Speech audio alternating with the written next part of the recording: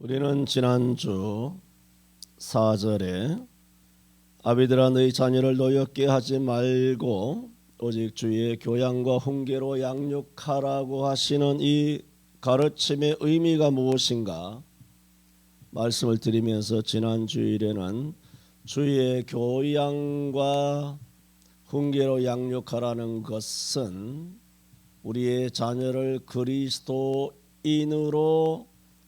양육해야 하는 것이다 라는 말씀과, 그러므로 우리는 시간과 물질을 다해서 지성으로 자녀에게 양육하도록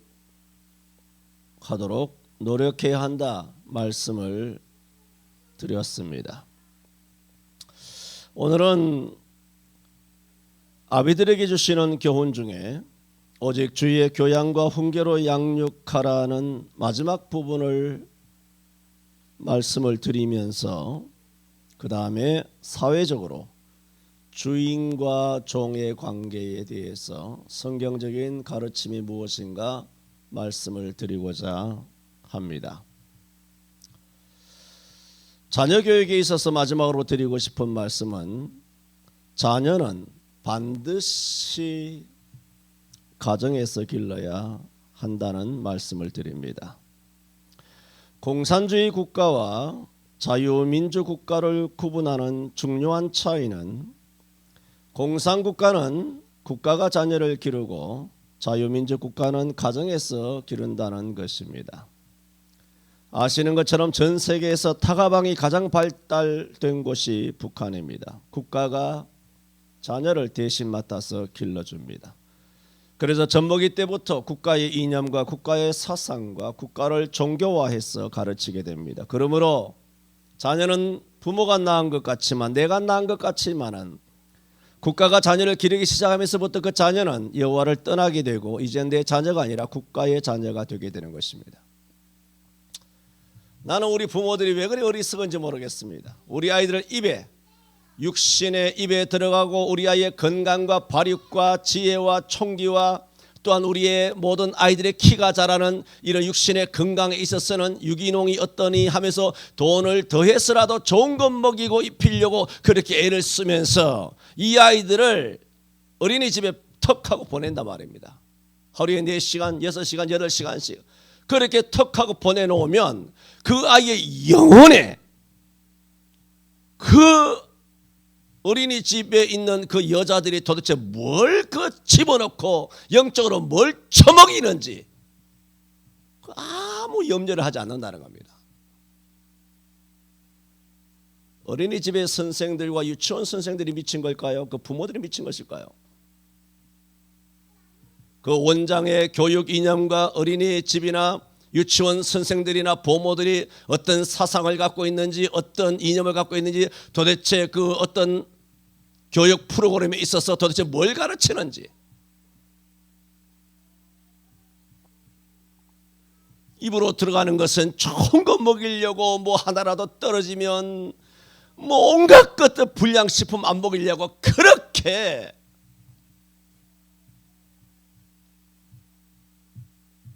젊은 엄마들이 열정을 다합니다마는 그렇지 않습니다. 자녀를 빼앗기게 되는 겁니다. 그러므로 자유민주 국가라고 해도 자녀를 국가가 기르기 시작하면 그 나라는 얼마 가지 못해서 사회주의 국가로 전락하게 됩니다.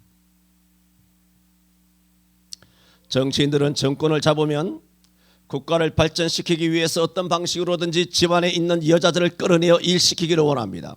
그래야 국가 총생산이라고 말하는 GDP가 올라가기 때문입니다. 생각해 보세요. 우리나라 5천만 명이 있는데 5천만 인구 중에 남자 2,500만 명이 일하는 것이랑, 비록 생산력이 상대적으로 남자보다 떨어지지만은 여자 2,500만도 끌어내서 일시키는 거랑 어느 것이 GDP가 더 높겠습니까? 당연한 얘기입니다.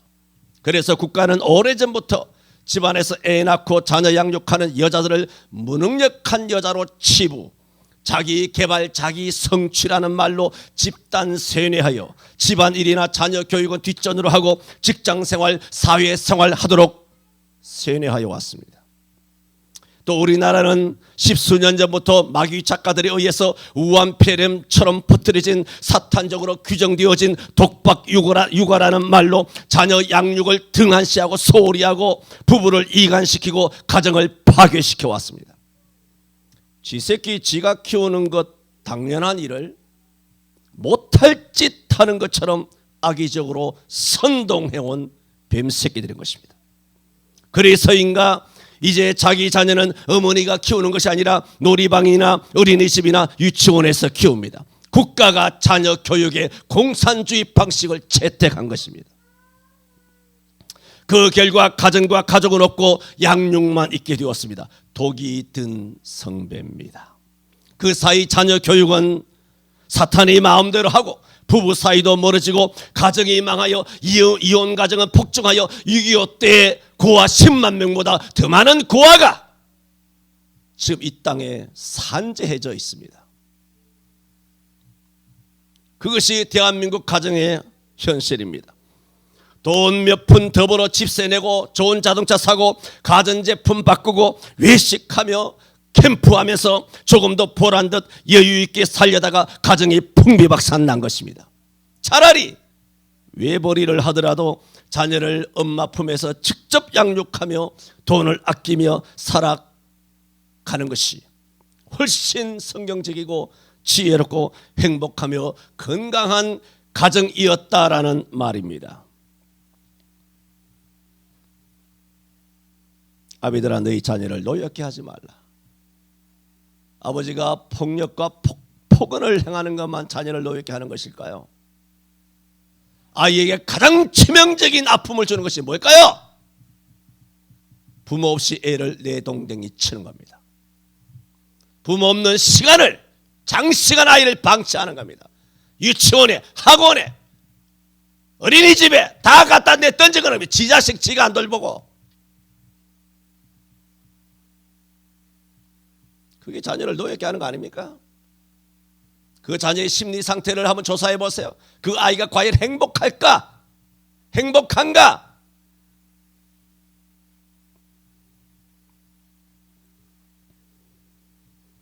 아비들은 책임져야 합니다. 내 자녀가 가정에서 엄마로부터도 격리되어서 부모의 사랑을 마땅히 받아야 할 유소년 시절에 부모와 떨어져서 혼자 방치된 채로 이 학원 저 학원으로 돌아다니는 그런 고독하며 외로운 자기와의 싸움에 방치시켜 노출시켜서는 안 되는 겁니다. 그 일을 누가 해야 합니까? 아비가 해야 합니다. 그렇지 않으면 아이들은 어려서부터 외로움에 시달리면서 노여움이 생기게 됩니다. 감정을 절제해야 되고 아픔을 참아내야 되며 이 견뎌야 하는 겁니다. 그 시간을, 부모 없는 시간을 견뎌나가는 겁니다. 언제라도 집에 와서 문을 두드리면서 엄마 하면 엄마가 항상 집에 있었던 우리네와는 달리 요즘은 밤마다 엄마 보고 싶어서 울부짖어도 엄마는 없는 겁니다. 그 책임을 아비들에게 묻는다는 겁니다. 아비들아, 너희 자녀를 노엽게 하지 말라. 그것이 최고로 노엽게 하는 겁니다. 엄마랑 떨어뜨리는 일을 가정정책으로. 여러분, 윤석열이나 문재인이나 정부 시책이 잘못되면 들고 일어나지 않습니까? 난방비 폭등 좀 됐다고 들고 일어나지 않습니까? 근데 자기 새끼들에게는 엄마 아버지가 그따위 짓을 하면서 자식들이 어려서 들고 일어나지 못하니까 아무런 일이 일어나지 않는 것처럼 보입니까? 가정은 풍비박산 나는 것입니다. 자녀를 노엽게 하는 악한 행위입니다. 우리는 오늘날 독박, 육아 등에 세뇌됨으로써 마귀적인 자녀 양육 방식을 받아들인 이 타락한 양육 방식에서부터 구원을 받아야 합니다. 이렇게 저는 몇 주간을 통하여 5장 6장을 통해 남편의 아내에 대한 도리, 아내의 남편에 대한 부부간의 그 도리, 그리고 자녀가 부모를 어떻게 공경하며 순종해야 될 것이냐, 또 아비들은 자녀를 어떻게 양육해야 될 것이냐 말씀을 드렸습니다. 오늘 5절 이하에는 또 사회적으로 주인은 종을 어떻게 대하며 종은 주인을 어떻게 대해야 하는가 말씀을 하고 있습니다. 자, 우리가 6장 1절에서 3절에서 돌아본 것처럼 그 당시 부모는 굉장히 잔인했다고 그랬습니다. 그렇게 부모가 잔인함에도 불구하고 자녀들에게 부모에게 순종하라고 했습니다. 부모를 공경하라고 그랬습니다. 마찬가지로 그 시대 자녀에게 그렇게 잔인했다면 종에게는 얼마나 잔인했을까요? 그런데도 역시 종에게도 주인에게 어떻게 하라 그랬느냐? 성실한 마음으로 그리스도께 하듯 육신의 상전에게 순종하라. 그렇게 교훈을 베풀고 있기에 5절에서 9절까지 몇 가지 말씀을 드립니다. 먼저 드리고자 하는 말씀은 5절에 종들아 두려워하고 떨며 성실한 마음으로 육체의 상전에게 순종하기를 그리스도께 하듯 하여라는 말씀 그대로 종들에게 주는 첫 번째 교훈입니다. 두려워하고 떨며 성실한 마음으로 상전을 대하라. 오늘날은 종이 없지 않습니까? 그것은 오늘 이제 직원을 말합니다. 부하 직원은 상사를 그리고 오너를 어떻게 대해야 할 것이냐 하는 것입니다. 모든 조직이 마찬가지죠. 두려워하고 떨며 성실한 마음으로 상전을 대하라 했습니다. 매우 잔인한 시대였는데도 불구하고 바울은 거침없이 상전을 성실하게 대하라 했습니다. 당시 로마 제국에는 6천만 명 가량의 노예들이 있었습니다. 엄청나죠. 6천만 명. 그래서 로마에서는 무엇이든지 일은 전부 다 노예에게 시켰습니다. 마치 우리나라 속담에 양반은 비를 맞아도 뛰지 않는다거나 3일을 굶어서도 생트림을 해야 한다거나 아무리 추워도 잿불 안 쬐다는 말이 있는 것처럼 당시 로마 시대에서는 일을 한다? 그 로마인으로서의 존엄성에 상처를 주는 일이라고 생각하여 손끝에 물 하나 대지 않았습니다. 남자든 여자든. 왜? 제국의 전쟁 아시잖아요. 전쟁포로들 너무 로마 제국이니까 전쟁할 때마다 승리하니까 남의 나라에 가서 전부 다 사로잡아 온 것들은 전부 다 노예가 되니까 노예가 차고 넘친단 말입니다. 집집마다 10명씩 20명씩 거느리고 있단 말입니다. 그러니까는 일하는 것과는 매우 거리감이 멀었습니다. 그래서 놀랍게도 로마 시대에는 황제의 가장 친한 친구도 노예, 황제의 편지를 대서하는 이도 노예, 고소 사건을 취급하며 재정을 관리하던 전문 지식인들도 노예, 의사나 교사들까지도 다 노예였습니다. 학교 선생들도 음악하는 사람들도 공무원들도 다 노예였습니다. 물론 그 중에는 친절하고 인격적인 주인들도 있었지만 노예 생활이라는 것은 비참하고 무서운 것이었습니다. 노예는 법적으로 인간이 아니라 물건이었습니다. 그래서 로마 시대에는 세 가지 종류의 노예가 있었는데 하나는 말하는 노예, 말하지 못하는 노예, 아니면 아무 소리도 내지 못하는 노예가 있는데 말하는 노예는 사람이고 말하지 못하는 노예는 말하자면 가축이죠. 그리고 아무 소리도 내지 못하는 건 뭡니까? 그것은 수레나 가구를 뜻했습니다. 그러므로 말하는 노예 사람이든 아니면 말하지 못하는 짐승이든 아무 소리도 못 내는 가구든 수레든 간에 결국은 노예는 뭐냐? 노예는 우연히 말하게 된 짐승이라는 거예요. 사람이 말하지 않습니까? 노예는 말하는 노예는 사람이니까 말을 하지 않아요? 그래서 우연히 말하게 된, 마치 우리가 앵무새 중에 말 잘하는 구관절을 보고 신기하다 그러잖아요. 그 이상도 그 이하도 아니에요. 구관저쯤으로 짐승으로 보는 것입니다. 저 노예가 어떻게 말을 하네? 저 구관저가 어떻게 저렇게 안녕하세요 하며 이렇게 아주 말을 하느냐? 참 신기하구나. 그 정도라는 것입니다. 그래서 어떤 이는 일하지 못하게 된 노예는 다 버려야 한다. 그러므로 늙고 병든 노예는 쓰레기예요. 쓰레기. 그냥 쓰레기 더미에 갖다 버리는 것입니다. 쓰레기 우리가 재활용하듯이 수요일 되면 목요일 되면 쓰레기 갖다 버리지 않습니까? 음식물 쓰레기 내는 날이 있지 않습니까? 그렇게 갖다 버리는 것입니다. 로마의 법률가 가이우스라는 요즘으로 말하면 법학 원리라고 하는 책이 있습니다. 거기서 노예의 생사권은 주인에게 있다 그랬습니다. 아우구스투스 황제는 자기 애완용 메추라기 새를 주겠다고 하여서 그래서 단지 화난다는 이유로 노예를 십자가형에 박아버렸습니다. 애완용 메추라기 새끼 하나 죽였다고. 오늘도 우리나라가 점점 그렇게 되지 않습니까? 길 가는 고양이 발로 찼다고 개새끼 죽였다고 징역 때려가지고 구속된 사람도 있습니다. 웃기는 나라 아닙니까? 에? 짐승을 잔인하게 해야 된다는 건 아니지만 어떻게 개나 고양이에게 잔악하다고 해서 그렇게 사람에게 실형을 때린다는 것입니까? 나라가 전 세계가 딥스에 의해서 미쳐 돌아가고 있는 것입니다.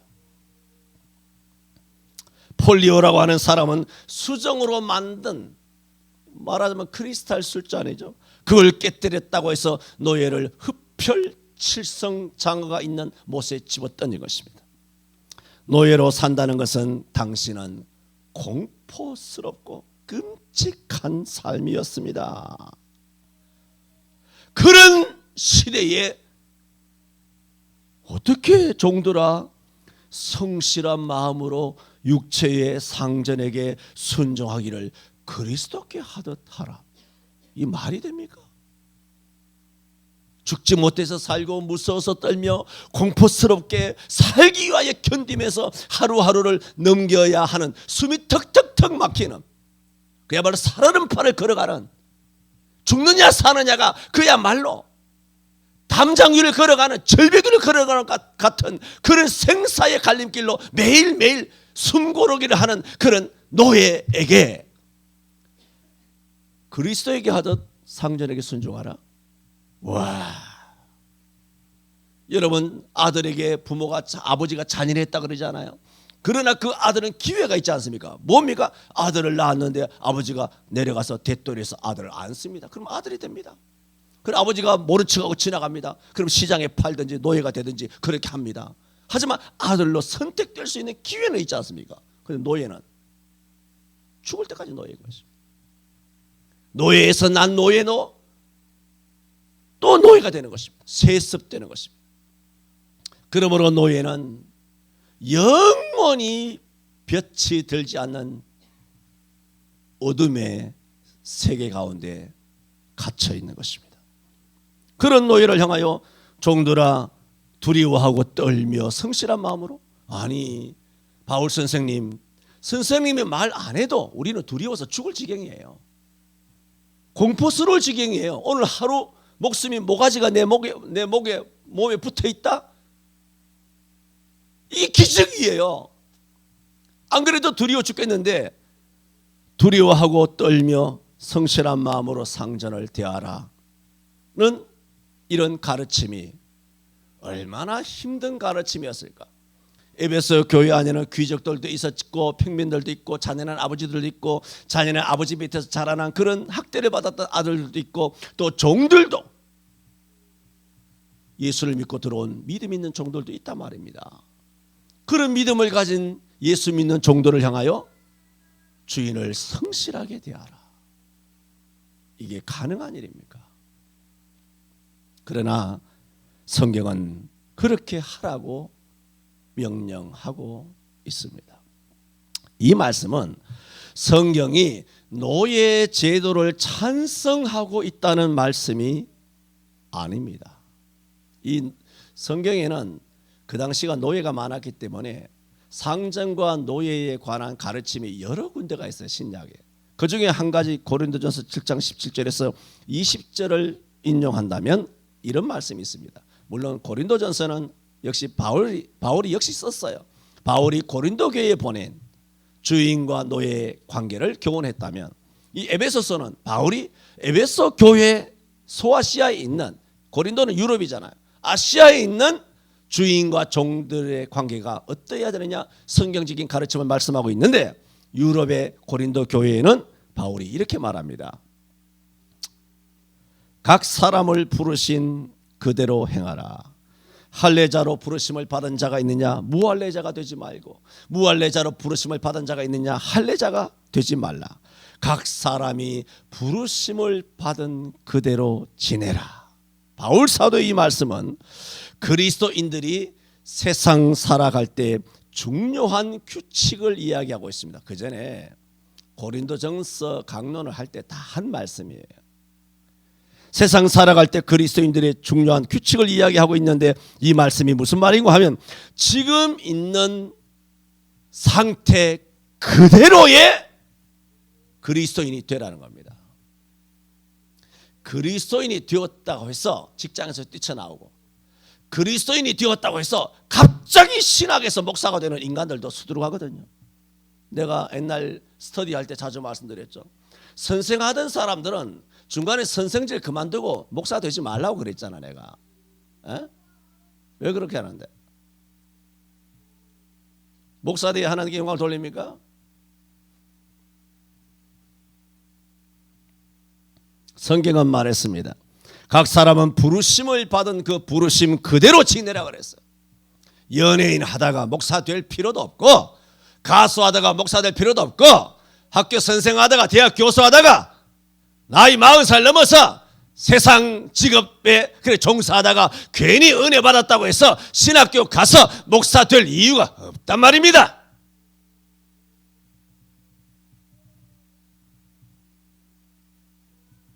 그래서 흔히 그리스도인이 되면 하던 일을 그만두거나 전혀 새로운 생활을 시도하고자 하는 사람들이 들어있는데, 바울의 가르침은 물론 그리스도인으로서의 새로운 생활이 시작되어야 하지만 이름만의 새로운 생활이 아니라 실제 이 가르침은 뭐냐? 옛 생활이 새로워져야 한다는 겁니다.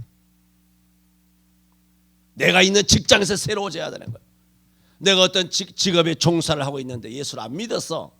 그런 옛 생활을 살아왔죠. 그런데 예수를 믿게 됐어. 그러면 내가 다니던 직장에서 나의 생활이 새로워져야 한다는 겁니다. 그래서 너희가 부르심을 받은 그 부르심 그대로 지내라 한 것입니다. 이는 혈통이나 직업이나 직분이나 신분보다 어떻게 사느냐가 더 중요하다는 가르침입니다. 지금까지 종이라서 종처럼 살았다면 지금 종이었다 할지라도 주 안에서 부르심을 받은 종처럼 살아야 한다는 겁니다. 자유자도 마찬가지입니다. 이전에는 자유자로서 마음대로 자유하며 살아왔다면 이제는 그리스도 안에서 그리스도의 종처럼 살아야 한다는 말씀입니다. 그래서 오늘 에베소 교회를 향하여 종들아 두려워하고 떨며 성실한 마음으로 육체의 상전에게 순종하기를 그리스도께 하듯 하라 하는 가르침도 고린도전서 7장의 말씀과 같은 맥락의 말씀입니다. 그러므로 이 바울 사도의 가르침의 핵심은 노예 석방, 노예 해방 같은 사회 문제를 언급하지 않습니다. 그리스도 안에서 주인이나 노예나 다름이 없으므로 너가 부르심을 받은 그대로 행하라는 겁니다. 이런 원리 하에서 각자가 처해 있는 곳에서 충실하게 살아가라는 교훈인 것입니다. 지금 현재 로마 시대를 생각해 보세요. 로마 시대에 노예로 살고 있는 사람이 있습니다. 그런데 그 사람이 예수님을 믿었습니다. 갑자기 믿게 되지 않습니까? 예수님을 믿게 되었다고 해서 그 로마 시대를 우리가 상기하고 우리가 생각한다면은 그 로마 시대의 노예가 갑자기 자유인이 될 수 있습니까? 거의 불가능합니다. 일생토록 노예로 살아야 됩니다. 그러므로 바울은 하는 말이 지금 현재 노예로 있다라면 노예의 신분이 하루아침에 해결될 것이 아니기 때문에 모반을 하거나 아니면 탈출을 하거나 거역하거나 학대를 받게 되면 내가 예수를 믿어서 새로운 삶을 산다고 하는 그 잘못된 새로움 때문에 상전에게 바르게 살지 못해서 상전에게 학대받아서 사형을 당한다든가 매를 맞고 죽어버린다면 이게 얼마나 기가 막힌 일이냐. 예수 믿고 나서 죽어버리는 거잖아. 그런 어리석게 행동하지 말고 지혜롭게 행동해야 한다라는 말씀입니다. 이것은 노예 제도를 인정한다는 것이 아니라 그 노예, 내가 예수 믿었다고 해서 노예 제도가 갑자기 사라집니까? 내가 예수 믿었다고 해서 근로자가 갑자기 오너가 되냐 말입니다. 내가 예수 믿었다고 해서 갑자기 파출부가 갑자기 대박이 나냐 말입니다. 안 되거든요. 여전히 어려운 사람은 어렵고 가난한 사람은 가난하고 병든 사람은 병들고 그렇게 살아간단 말입니다. 그랬을 때 예수 믿은 이후에 하나님께서 지혜와 총명을 주셔서 그 생활 가운데 그대로 충실하게 성실하게 살아가라. 그러면 하나님께서 복되게 하여 주실 것이다 라는 가르침인 것입니다. 그래서 우리는 주어진 환경에 지배를 받으며 살아가야 한다는 말은 아닙니다. 살기 위해서 어쩔 수 없이 현실과 타협하며 살아가야 한다는 말씀은 아니지만 이제는 믿음을 가진 종이니만큼 그리스도께 하듯이 두렵고 떨리는 마음으로 성실함으로 너희 상전을 대하라고 교훈하고 있는 것입니다. 이것이 우리의 직업윤리입니다. 직업관, 내가 직장 생활에서 어떻게 생활해야 하느냐 하는 것입니다. 주인이 밉고 주인이 갑질을 하고 여러분 이 대한민국 땅에서 주인이 아니면 상전이 상사가 아무리 갑질을 한다고 한들 로마 시대의 주인과 종의 관계만 하겠습니까? 아니죠. 하늘과 땅 차이입니다. 그렇다면 오늘날 이 대명천지 대한민국에서 근로자로 혹은 참 옛날에 다 근로자라 그랬는데 이 빨갱이의 어휘가 들어와서 자꾸 노동자 이 노동이라는 단어 자체가 빨갱이가 쓰는 거 이것이 막 계속 매스컴에 가스라이팅 되다 보니까 그냥 이름으로 노동자는 북한 노동자를 북한할 때 노동자로 나오는 거예요. 남한은 근로자예요. 노동자의 날이 아니고 근로자의 날인데 빨갱이들이 다 이렇게 정부 권력을 잡으면서 다 노동으로 바꾼 것입니다. 저와 여러분은 노동자가 아니라 근로자예요. 근로자. 어쨌든 노동을 하든 근로를 하든 간에 여러분이 근로를 하는 그 직장 생활에서 성실하게 해야 합니다. 알바를 해도 성실하게 해야 합니다. 접시 닦기를 해도 성실하게 해야 합니다. 그래서 오늘 성경에는 성실함으로 너희 상전을 대하라. 너희가 부르심을 받은 그대로 행하라. 저 5절을 말씀을 드렸습니다. 그런데 아까 고린도전서 7장을 비교해서 말씀드렸지 않습니까? 그런데 고린도전서 7장 21절에는 이런 말씀도 있어요. 그 전에 다 말씀을 드린 겁니다. 어떤 말씀도 있냐면은 너희가 부르심을 받은 그대로 행하되 그러나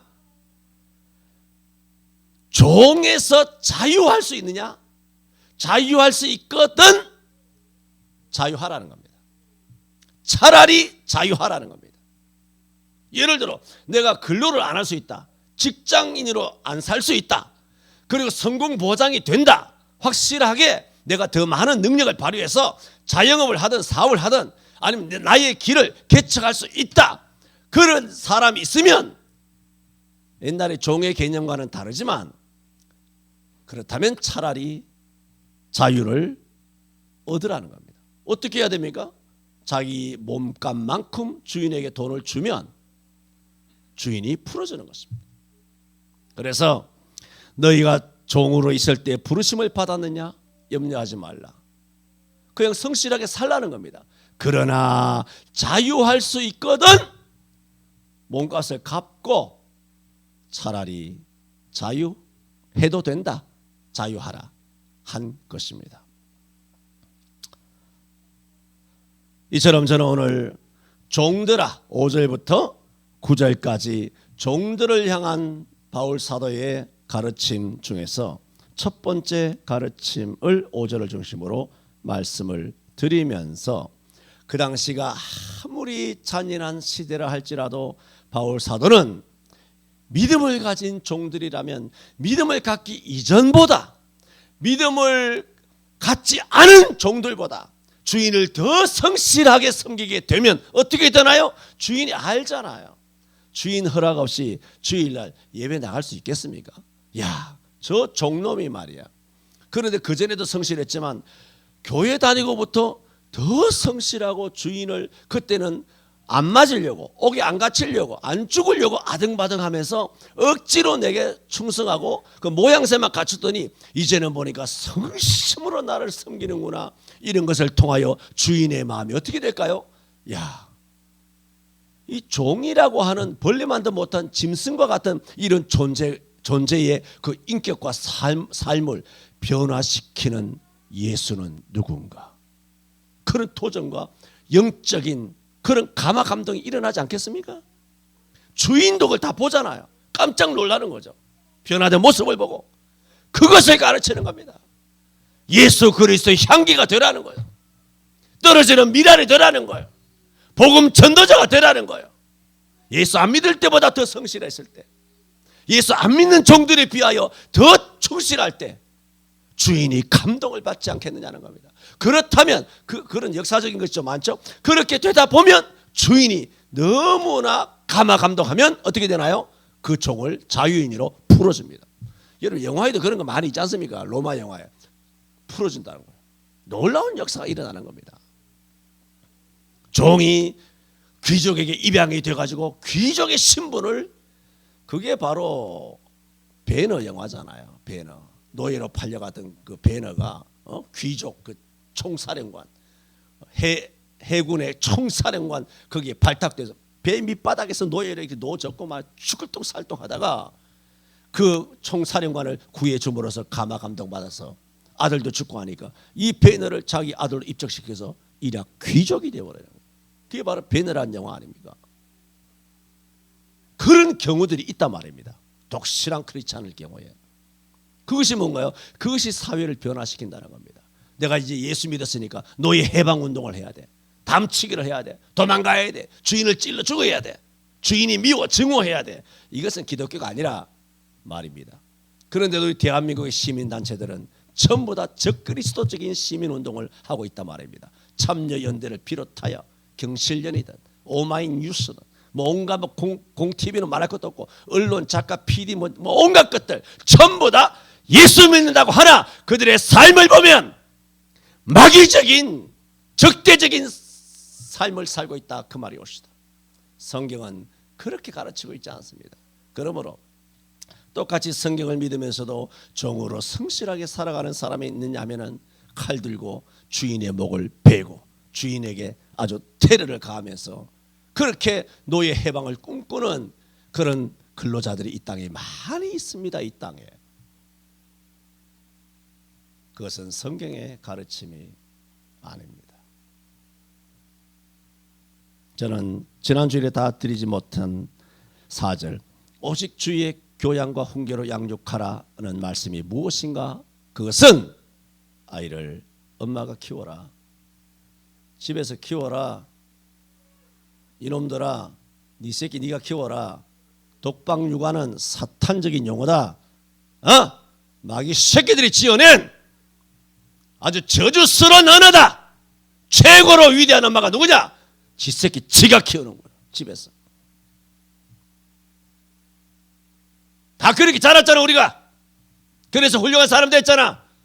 그랬을 때는 가정이 다 온전했어요. 이혼이 없었어요. 가정이 파괴되지 않았어요. 맞벌이 하면서, 맞벌이가 죄라는 것이 아니라 그렇게 하면서 가정은 전부 다 파괴되고 있는 겁니다. 6.25 전쟁보다 더 많은 고아들이 양산되고 있는 거예요. 뿔뿔이 이혼하고 다 찢어지고 세 쌍 중에 막 한 쌍은 이혼하고 말이죠. 애도 안 낳고 결혼도 안 하는데 아주 고아들은 막 넘쳐나고 말이죠. 뭐 때문입니까? 맞벌이 때문입니다. 조금 더 외식하고 영화 보고 뭐 야외로 놀러 다니고 드라이브 다니며 그 재미에 코에 바람 넣고 좋은 거 먹고 마시면서 맛집 찾아 돌아다니는 그 즐거움을 놓치기 싫어가지고 자식을 희생타로 날리고 자기는 일루로 가다가 또 태그아웃 당하는 거. 그래서 전부 다 삼진아웃 당해서 10대 빵으로 가정이 파멸되는 것입니다. 그 대한민국 가정 현실 아닙니까? 열매를 보면 나무를 알지 않습니까? 대한민국의 가정과 이 나라가 여자를 끌어내서 일시키기 시작하면서 이 나라의 가정이 어떻게 됐습니까? 다 가정이 다 초토화되지. 제대로 된 가정이 없단 말입니다. 그러므로 한번 합시다. 지새끼 지가 키우자. 지새끼는 지가 키워야 하는 것입니다. 그게 성경의 가르침입니다. 그리고 잔인한 시대의 종이지만 종이 성실함으로 그리스도께 하듯 주인에게 하게 되면 놀라운 역사가 일어난다는 것입니다. 기도합니다. 주님, 이 시대는 사단의 이론과 사상이 공중권세 잡은 자의 악랄한 영이 대한민국을 뒤덮고 있습니다. 강단에 있는 목사들에게서부터 장로, 권사, 안수집사, 서리집사 모든 청년과 어린 생명에 이르기까지 교회를 다니면서 예수를 믿는다고 하나 실제로 교회 바깥에 세상에 나가서는 성경적인 삶을 살지 아니하고 비성적인 삶을 사는 그런 삶이 가정에서부터 다 이루어졌습니다. 하나님의 뜻이 하늘에서 이루어진 것 같이 가정에서 이루어진 것이 아니라 사단의 뜻이 대한민국 각 가정마다 예수 믿는 가정에도 이루어져서 자기 자식을 자기가 키우지 아니하고 세상에 내돌리면서 국가가 우리 자녀를 키움으로 국가가 우리 자녀에게 어떤 것을 세뇌하며 그렇게 마귀적인 그런 더러운 영을 불어넣는지를 알지 못한 채 좀 더 편하게, 좀 더 여유 있게, 좀 더 누리며 좀 더 재미지게 사는 데만 빠져서 영적인 소경이 되어 부모 소경이 어린 자녀 소경을 끌고 들어가 둘이 다 물에 빠져 이혼하고 가정이 파괴되는 6.25 때보다 더 참담한 대한민국 가정의 현실이 되고 말았습니다. 주여, 한국교회가 깨어나게 하여 주옵소서. 성경적으로 회복되게 하여 주옵소서. 각 가정이 성경적으로 새로워지게 하여 주옵소서. 예수님 이름으로 기도하옵나이다. 아멘.